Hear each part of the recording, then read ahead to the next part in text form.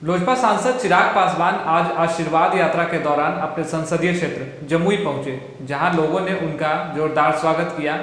Video में आप देख सकते हैं कि किस तरह लोगों की हुजूम चिराग पासवान के काफिले के आगे पीछे चल रही है, जिससे चिराग पासवान खुद भी बहुत उत्साहित दिख रहे हैं। लेकिन इस दौरान वो कई जगह भावुक भी दिखे। चिराग के स्वागत में जिले में कई जगह बैनर पोस्टर लगाए गए थे, साथ ही तोरण द्वार भी बनाए गए थे। चिराग ने अपनी जमुई यात्रा के दौरान मीडिया से भी बातचीत करते हुए कहा कि वो आश्वस्त हैं कि बिहार में आने वाले दिनों में मध्यवर्ती चुनाव होंगे और इसके लिए वो बिहार की 12 करोड़ जनता को अपना परिवार मानते हुए आशीर्वाद लेने पहुंच रहे हैं।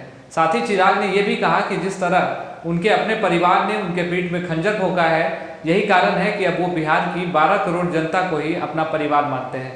आप खुद सुनिए चिराग पासवान ने मीडिया से बातचीत करते हुए अपनी जमुई यात्रा के दौरान क्या कुछ कहा है। देखिए, सबसे पहले तो आवश्यकता पड़ी इसकी आवश्यकता आप सब जान ही रहे हैं कि जिस तरीके से परिवार और पार्टी में घटना घटी, उसके बाद से बिहार की ये 12 करोड़ जनता ही अब मेरा परिवार है और इसीलिए ये आशीर्वाद इनसे लेने में निकला हूँ। बिहार के हर ज़िले से होती हुई ये यात्रा गुजर रही है और इस यात्रा का मकसद सिर्फ और सिर्फ बिहार की जनता से आशीर्वाद लेना और आने वाले मध्यवर्ती चुनाव के लिए, मैं मान के चलता हूँ कि बिहार में मध्यवर्ती चुनाव होंगे, उस मध्यवर्ती चुनाव के लिए अपने आप को तैयार करना, पार्टी के संगठन को मजबूत करना, उस उद्देश्य के साथ हम लोगों ने इस यात्रा की शुरुआत की है। ये यात्रा आज मेरे संसदीय क्षेत्र जमुई लोकसभा के विभिन्न विधानसभा से होती हुई ये गुजरेगी। आज उसी क्रम में हम लोग जब यहाँ शेखपुरा में आए, मेरे लिए व्यक्तिगत तौर पर एक बहुत बड़ी हानि, एक क्षति का ये समय है। मेरे मजबूत साथी और शेखपुरा विधानसभा के ही नहीं बल्कि शेखपुरा पूरे ज़िले की उनके पास जिम्मेदारी थी।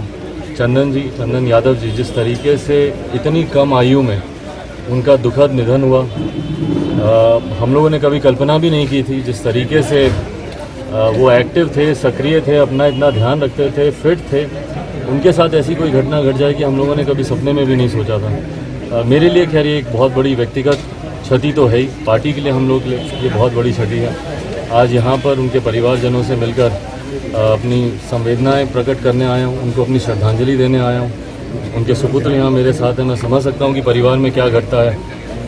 कुछ महीनों पहले मेरे साथ भी ऐसी ही घटना घटी, तो जब पिता का साया सर से उठता है तो उस परिस्थिति को मैं समझ सकता हूँ। मुझसे जितना बन पड़ेगा, चंदन जी ने पूरा जीवन पार्टी के लिए और समाज की सेवा के लिए उन्होंने समर्पित किया।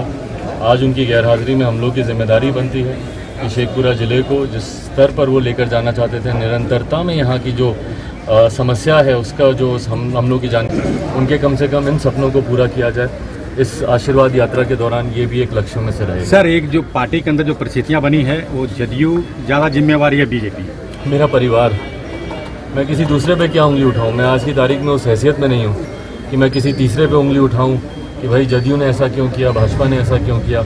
अगर मेरे साथ होते, मेरे चाचा, मेरे भाई अगर मेरे साथ होते, तो किसी में हिम्मत नहीं थी कि मेरे परिवार या मेरी पार्टी को तोड़ पाता। खासकर प्रधानमंत्री साहब का रिश्ता बढ़िया था, लेकिन जब मंत्रिमंडल विस्तार हुआ फिर ये कुछ राजनीतिक मजबूरियाँ होती हैं। बहरहाल आज की तारीख में ईमानदारी से मैं बोलूँगा, मेरा ध्यान बिल्कुल भी नहीं है इस तरफ। मेरा ध्यान, जैसा मैंने कहा, मेरी प्राथमिकता आज की तारीख में मेरी ये आशीर्वाद यात्रा है और इसके माध्यम से संगठन को मजबूत करना और आगामी चुनाव की तैयारी करना।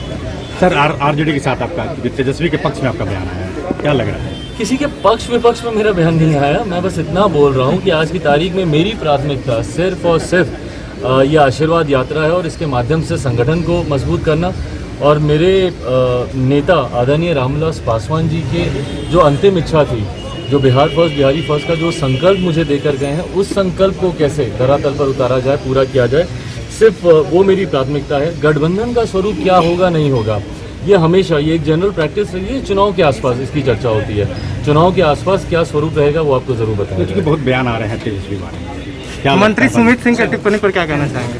किनके ऊपर? सुमित सिंह की टिप्पणी पर क्या कहना चाहेंगे? क्या कहना है उनके बारे में? खैर, चिराग पासवान से जुड़ी और भी खबरें देखने के लिए हमारे चैनल को सब्सक्राइब कर लें। अगर आप ये वीडियो हमारे फेसबुक पेज पर देख रहे हैं तो पेज को लाइक करें और फॉलो करें।